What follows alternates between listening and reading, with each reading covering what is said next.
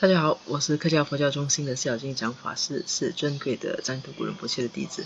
今天继续跟大家分享这个仁波切的这一本英文书，Compassion Conquers All， 中文名是慈悲战胜一切。那目前这本书呢，还没有完整一模一样的中译本。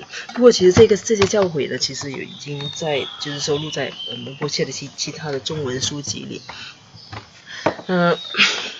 好。那由于它没有完整的中文版本，我们都是以一段英文一段中文的方式来跟大家分享。那上一期我们分享到的是关于发心，就发心是属于第一章的内容。但是说我们在做任何事情之前呢，我们都必须有一个正确的发心。那在佛法上呢，所谓正确的发心就是能够让我们累积功德的发心，能够让我们最后能够得到究竟的解脱的发心。那个发心是什么呢？它必须是一个免于世间报法的发心。刚上一节有讨论到，就是说，一切事物呢，其实它都是，就是娑婆世界中一切。就是任何事情我们都经历过了，没有什么东西是新鲜的。而且呢，每一件事情它都不是永恒的，因为它赖以存在的因素太多了，所以每一件事情都，所以如果我们把我们的快乐建立在那些不切实际的一种投射上的话呢，那结果就是痛苦。所以这是为什么我们要以一种免于世间报法的态度的发心来学佛。接下去其实在接下去内容其实跟上一节是有一点关系的。上一节我们说到财富，比如说一个人他从开始的时候就要把拥有财富设为他的快乐的来源。那在这个过程里面，他牺牲了许多，他典当了自己的家庭啦、幸福啦、各种自己的健康啦、自己的青春啦，几十年这样子过去了。那到了老年，他终于拥有财富的时候，他又每天每时每刻在害怕失去，所以是由始至终他都没有得到快乐过的。所以这接下去这个小节呢，其实跟那一个部分是有点关系的，我再继续给大家分享。Pervasive ignorance.We will suffer constantly while we are trying to achieve it. When we achieve it, we will suffer. And there's no guarantee that we will be able to keep it. And the minute we lose it, or there is a sign of losing it, we run to temples, we run to lamas, we run to divinations, we run to magicians, we run to fortune tellers, we run to anybody who can save our wealth. And in the process, we suffer.Then, when we actually lose it, we suffer even more, for some extremely.From beginning to the middle to the end is total suffering, mental, physical, environmental, outer, inner, constantly.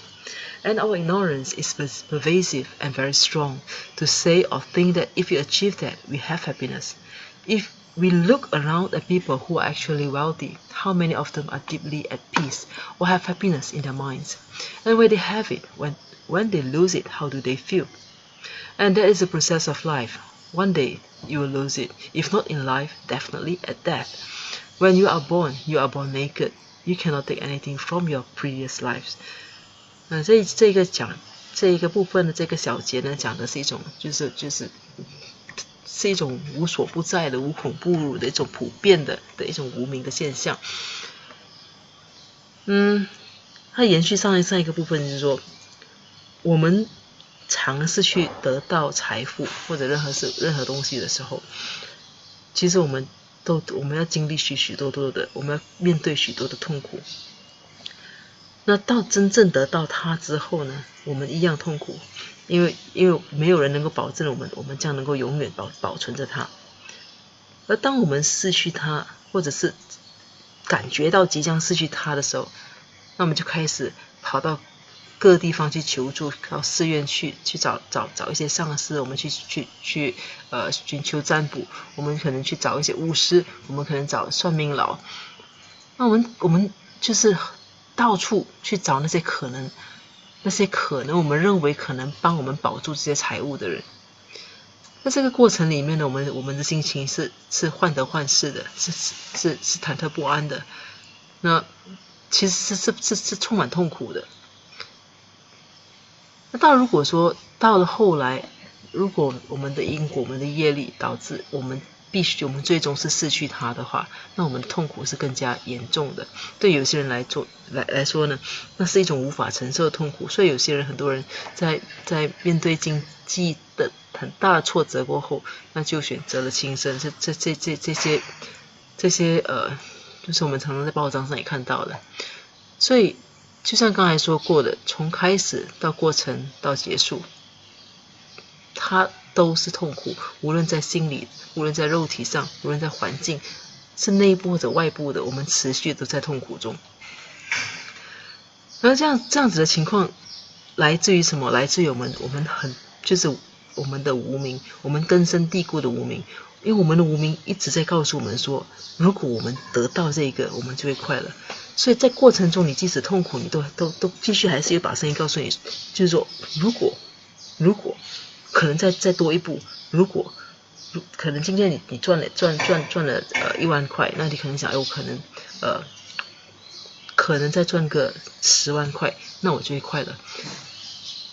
但10万块的话，你可能觉得不快乐，你心里还是告诉你自己说不对，其实财富能够给我快乐，那也许我赚的还不够，因为目前的可能整个经济的情况，就是金钱的价值可能就不像以前这样，那你可能就想，那不要紧，我再努力，我赚了100万我就会快乐。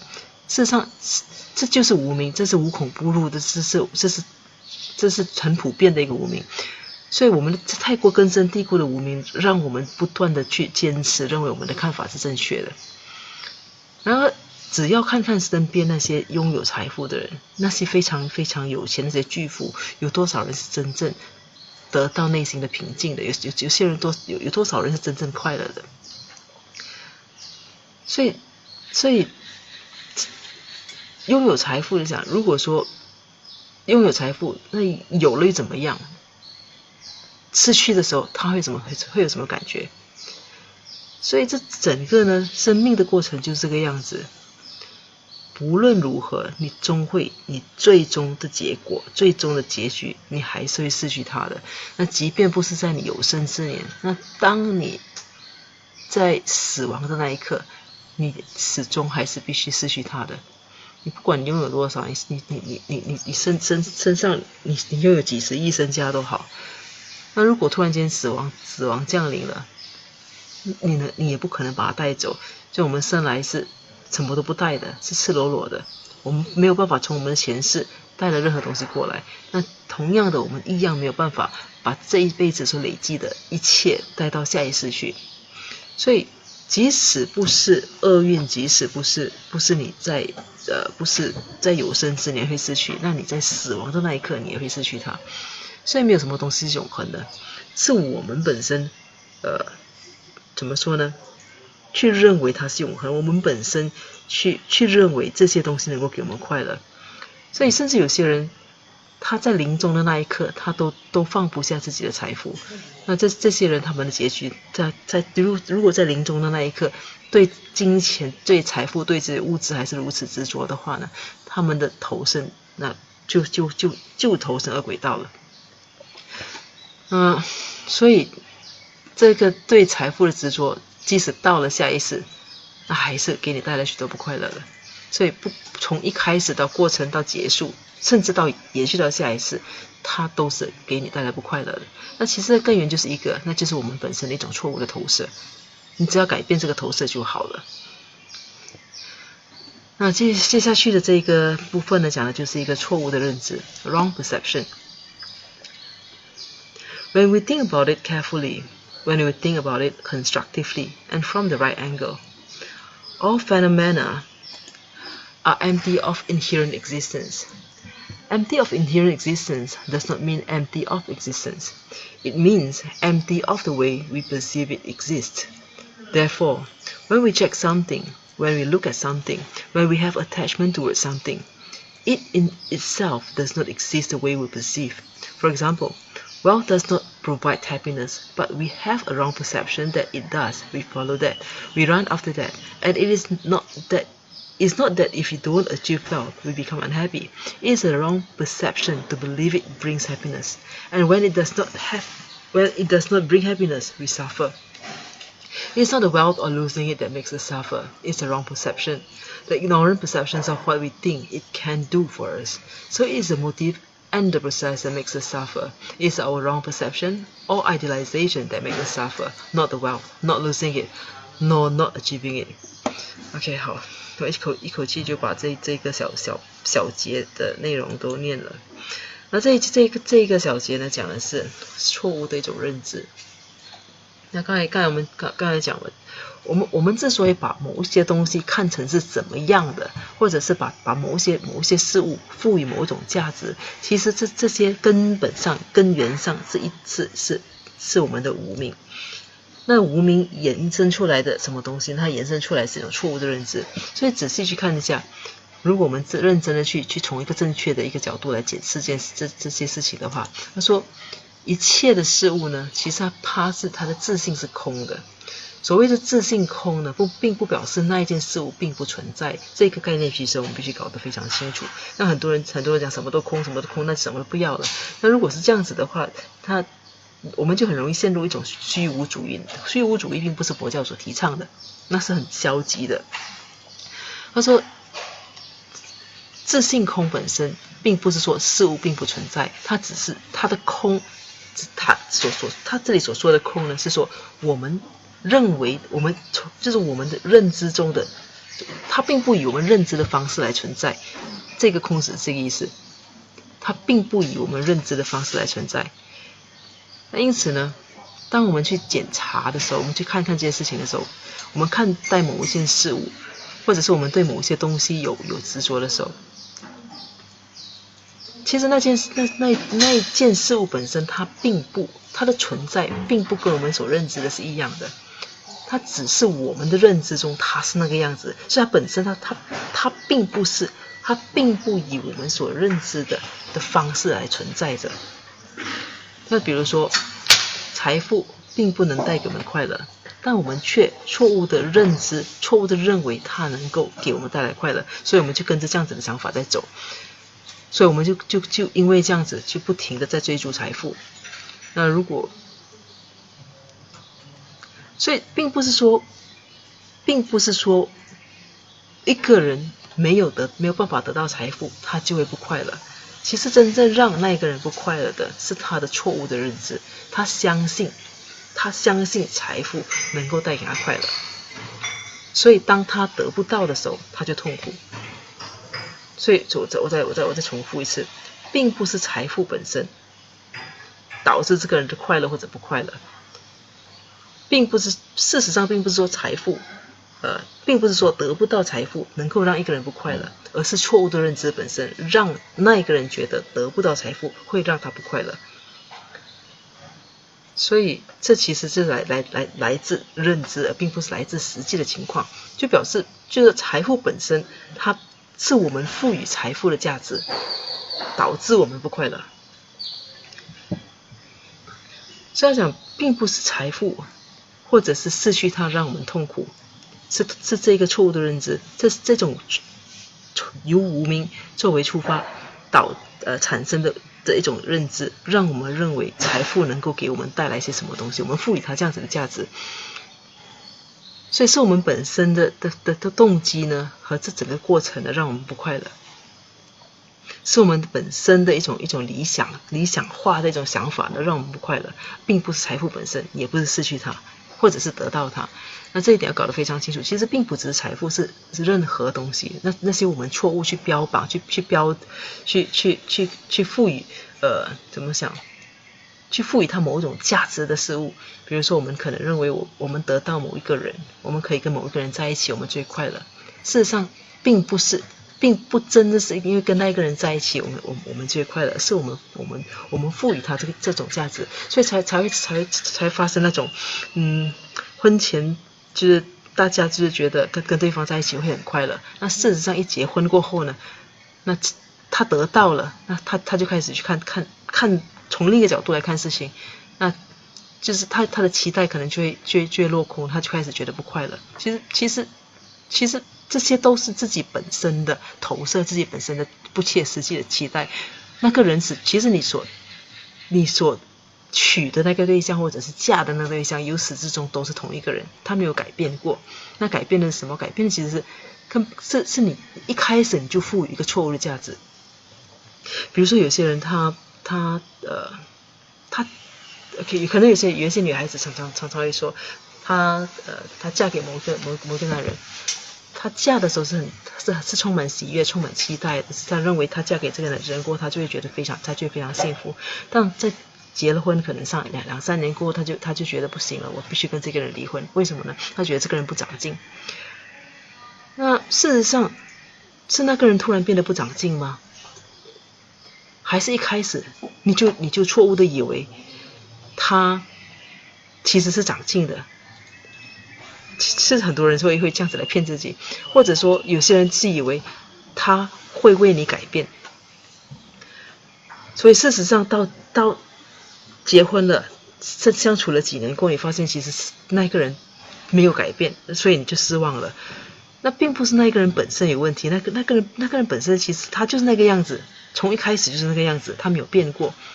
是你赋予一个错误的价值，你用你的错误的期待、错误的认知去看待它，所以这种快乐不快乐，其实是我们本身本身错误的赋予某些东西价值，也就是讲的这种错误的认知。那接下去这一个部分呢，它一样是在讲，它这讲的是错误的投射 （wrong projection）。We can apply these examples with everything around us.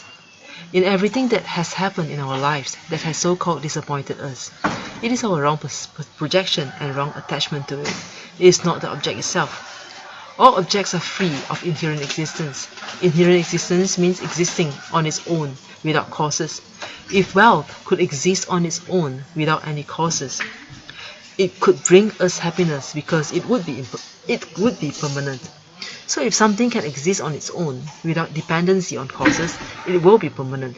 If these things are permanent, they will bring happiness, because wealth comes under the classifications of impermanent phenomena. Our grasping at it as being permanent when it is not makes us suffer.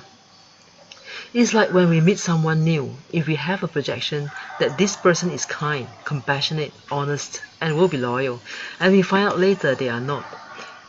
It's not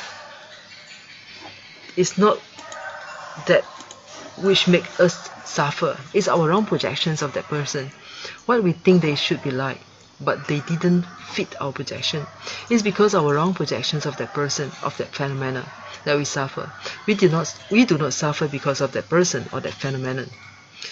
So we go on ignorantly blaming other people, other situations, other things. And from that wrong projection and wrong perception, we shout, we scream, we hurt, we use harsh words, we kill, we steal, we lie, we commit sexual misconduct, we use charismatic speech, we put others down. It's from that wrong perception we do all those negative types of actions. Those negative types of actions will bear fruit, because the root is negative. Of course, the sprout, what the result will be, is negative. 好，这现在又是一口气把这几段都念完了。那这个部分讲的是错误的投射。那讲刚才我们讲了错误的认知，错误的投射也是一样，就是我们把事物赋予了某一些错误的价值，那就是错误的一个投射。那我们可以把这些例子呢用在任何一件事情上，任何在我们生命中发生的事情。那些所有让我们失望的事情上，那些都来自于我们错误的认知和错误的执着和错误的投射，而并不是那个事物本身。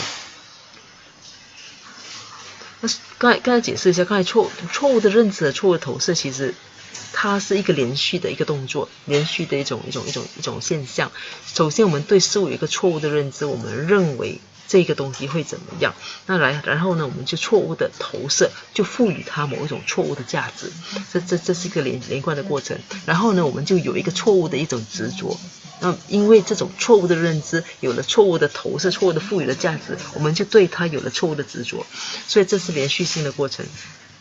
那所有的事物呢，其实本身它并不拥有自性的，它没有本身的一种属于自己的一种体性。那自性呢，表示说，一件事物拥有自性的意思就是说，它可以独立存在，它不需要仰赖任何因素，它是可以独立存在的。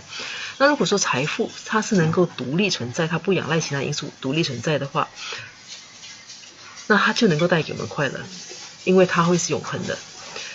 所以如果说某一些事情它是能够独立存在而不仰赖其他因素的话呢，那就是永恒的。那如果只有永恒的事物才能给我们带来快乐，那财富既然就是我们检查了之后，我们就知道财富它并不是独立存在的事物，所以它就被列入不永恒的一种现象。所以它既然是一个无常的或者不永恒的现象呢，那我们对它的执着呢，将会导致痛苦。那这个意思是这样子。比如说这个例子跟刚才我举的是很类似，他讲就好像我们遇到一个新认识的人，我们对他有一种错误的投射，我们错误的赋予他某一些我们以为我们一厢情愿的看法，我们觉得那个人是一个善良的人，我们觉得那个人是一个慈悲的人，我们觉得那个人是很诚实的，那个人是很忠诚的。那在相处之后呢，我们就发现其实他不是，那我们就会非常痛苦。那事实上是他导致我们痛苦吗？其实并不是，那个人其实没有改变过。你可能1个月前认识他之前，你觉得他是很好的，那1个月之后，那你就发现他一无是处，那你就因为这样子而痛苦，你觉得你被欺骗了。那事实上，那个人有可能在1个月之内就改变吗？不是，是你从一开始就一厢情愿的去把他认为是很好的。那有些人当然有些人是有不良动机，他可能会刻意给你展现某一种情况，但事实上他本身就是那个样子，是你本身没发现，你认为如此，或者你接受这种暗示，所以你的痛苦呢，其实并不建立在那一个人是什么人身上，你的痛苦其实是建立在你自己本身的想法上，所以是我们的错误我们对这个人错误的投射，认为他应该是怎么样的，当他不符合我们的投射的时候，我们就开始痛苦。所以我们并不是因为这个人而痛苦，并不是因为这个现象而痛苦，我们是因为我们的错误的认知、错误的投射和错误的执着而痛苦。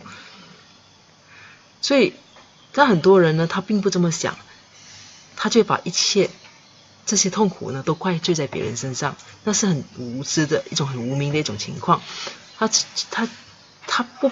他不去把这件事情归咎于自己的错误的认知或者错误的投射，而归咎于别人的问题。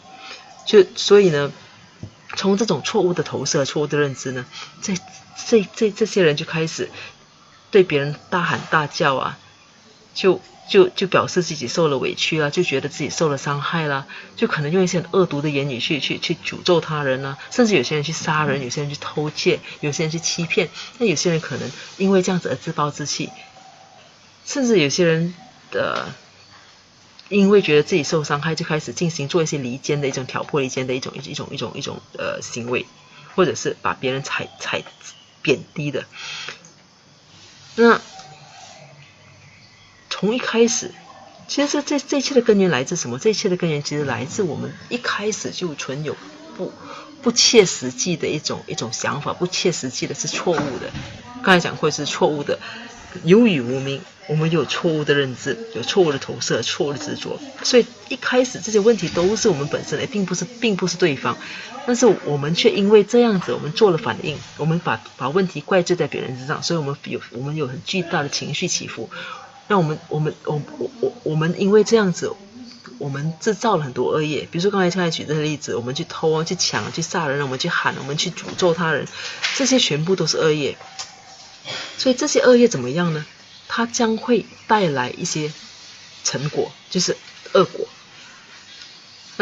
那所以看，因为从一开始它就是负面的，那所以呢，它后来它萌芽，它长出来的树呢，也都是负面的。